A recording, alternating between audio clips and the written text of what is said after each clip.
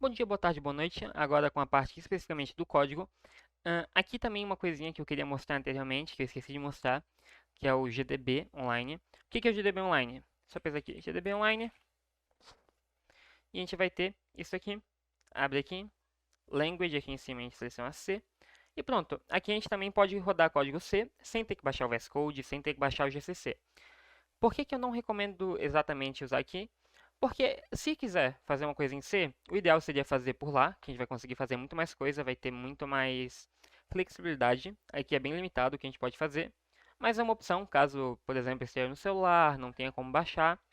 É só uma opção aqui secundária que vai dar de rodar o código aqui. Agora, indo para o nosso código em si, a gente está aqui com a pasta aberta, que a gente vai ter aberto, deixa eu só mostrar aqui de novo como seria para abrir. File, Open Folder, ou a gente clica aqui, Open Folder.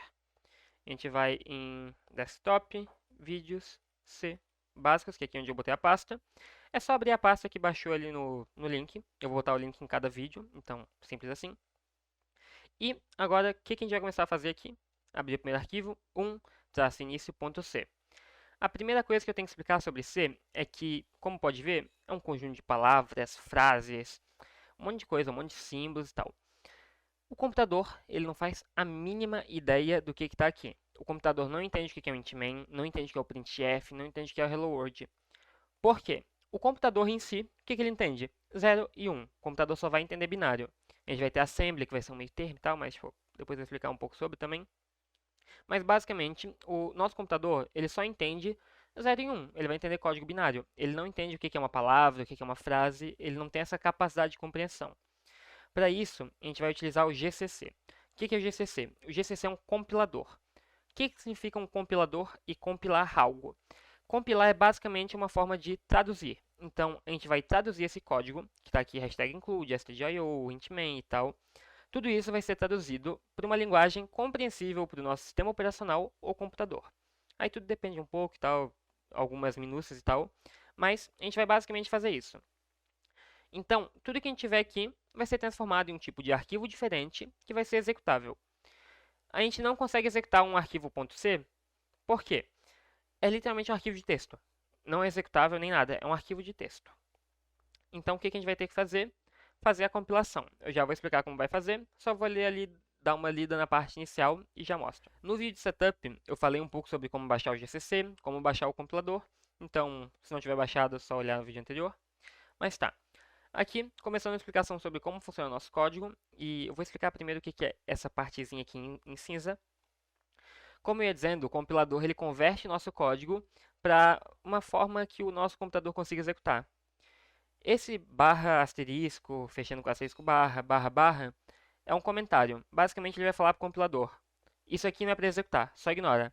Simples assim, ele só ignora, por isso que aparece em cinza. Como funciona aqui? Barra, asterisco, asterisco barra fecha. Então, fechou. Ele não vai executar o que tiver dentro. E barra barra, ele vai fazer com que não execute nada que esteja depois disso aqui, na mesma linha. Então ele só pega em uma linha. Então se escrever aqui, ó, vai normal, certo? Ok, agora apresentando um pouco C, como funciona, o que é. O C é uma linguagem de programação de nível intermediário. Algumas pessoas vão dizer que é uma de baixo nível, o que também é justificável. O que significa isso? É uma linguagem que vai dar para a gente muita capacidade de controle sobre ela. Então, eu posso, por exemplo, acessar a memória de forma direta. Eu posso acessar um endereço de memória e modificar ele. Uma linguagem de alto nível, como Python, por exemplo, a gente não tem acesso a isso, a gente não tem controle sobre isso. Não que não tem controle, mas tipo, é muito mais complexo, é muito mais abstraído. A gente não tem acesso a algo de baixo nível. É mais uma questão de complexidade, o que a gente vai precisar para fazer alguma coisa.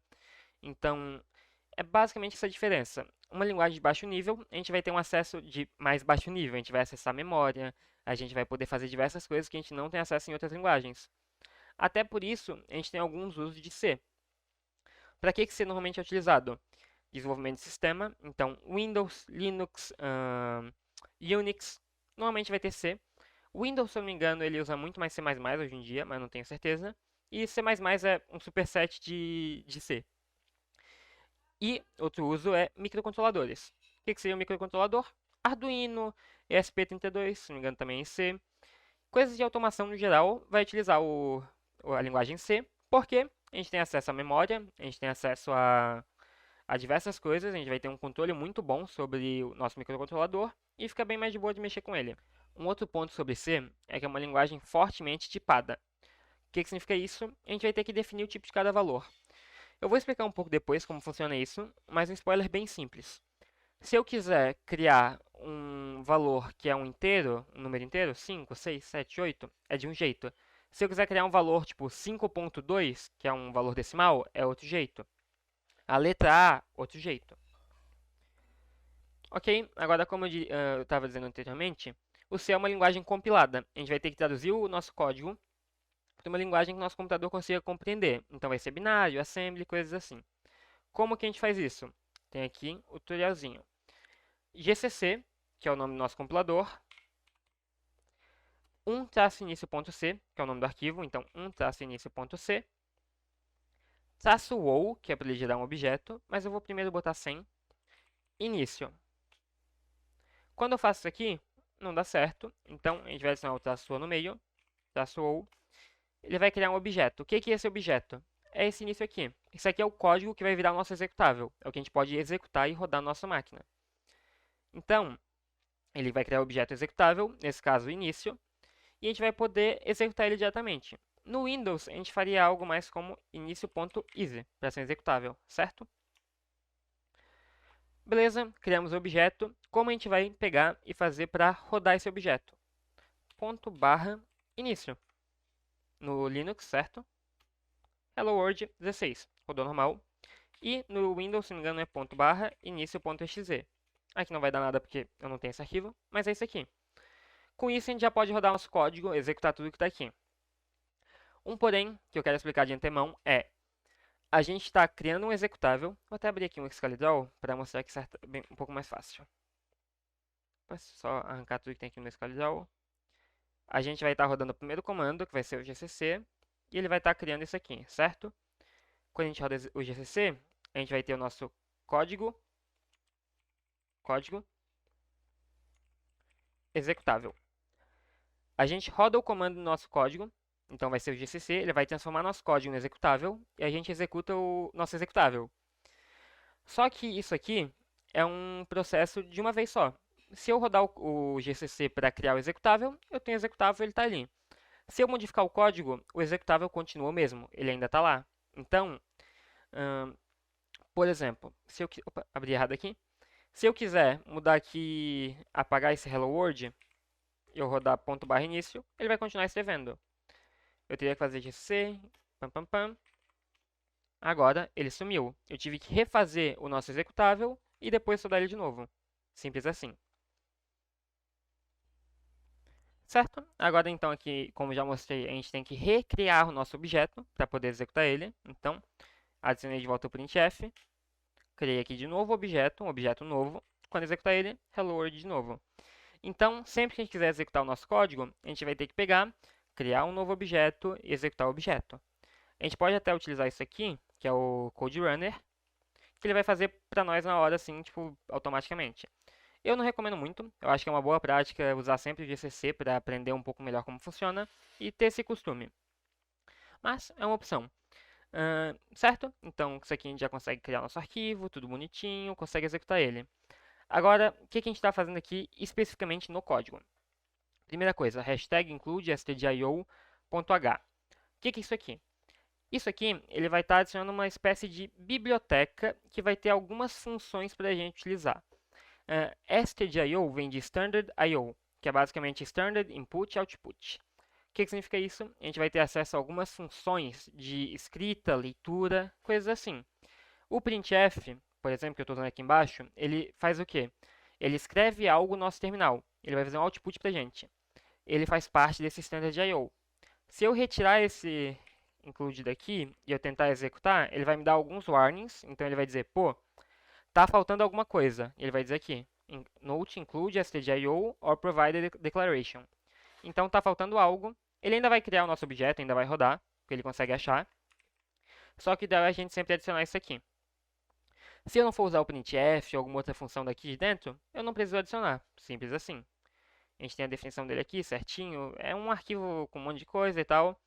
só para ter uma noção do que funciona, certo? Agora, a gente adicionou ele aqui, então a gente consegue acessar tudo que está dentro dele.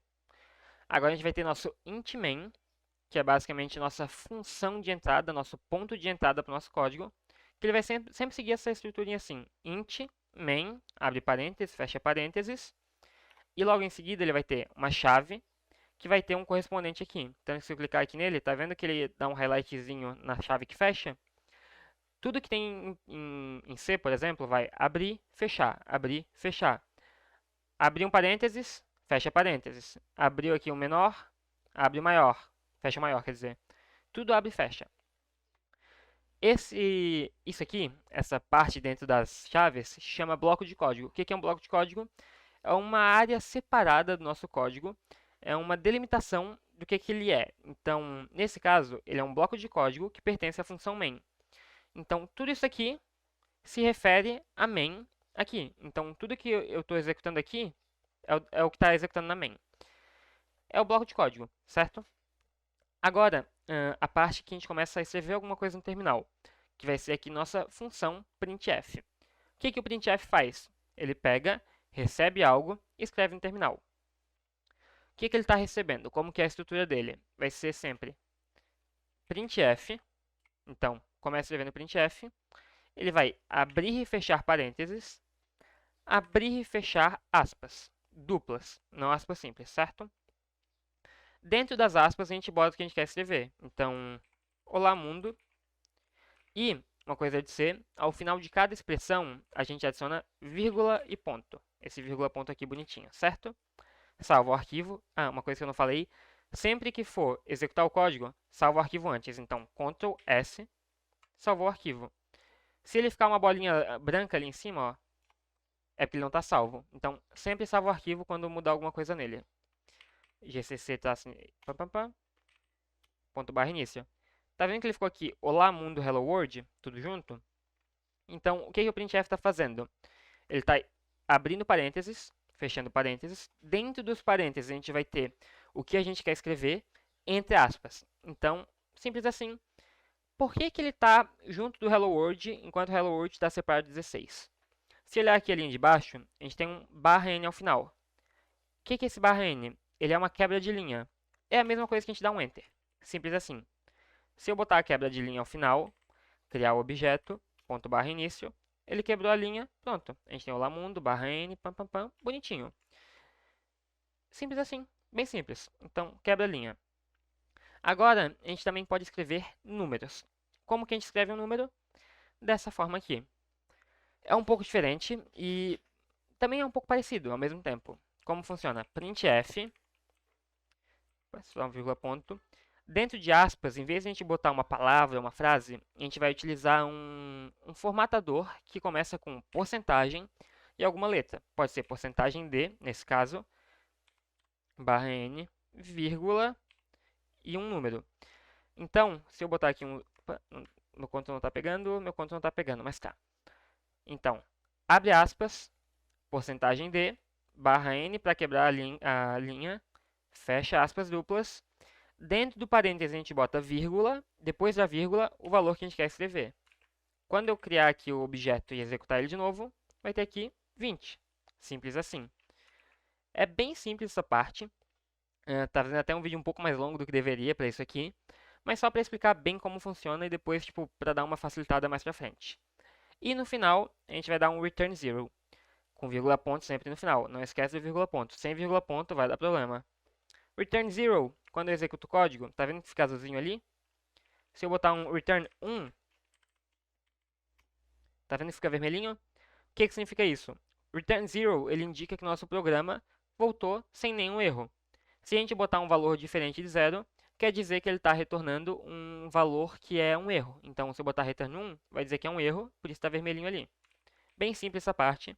Então, o início de C é isso, como escrever em um arquivo, como escrever no terminal e tal, bonitinho, a estrutura básica. Então, o que eu recomendo por enquanto? Pega, aprende bem como funciona essa parte, entende o que é um int main, entende como funciona o printf, entende o vírgula ponto. Faz o quê? Cria um arquivo chamado teste.c, sempre com ponto .c no final. Aí vai escrever o quê?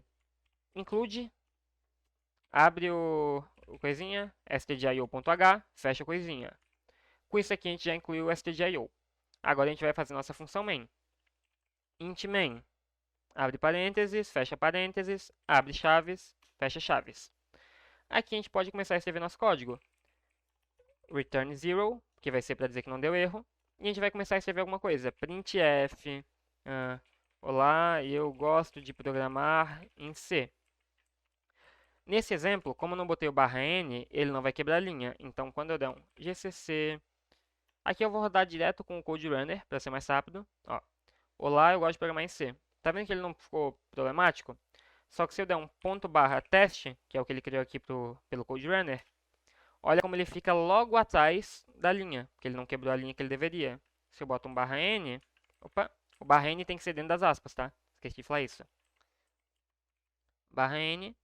Quando eu executar de novo, deixa eu fechar aqui, pera aí, voltar no terminal, /teste, ó, tá vendo como ele quebrou a linha agora, certinho?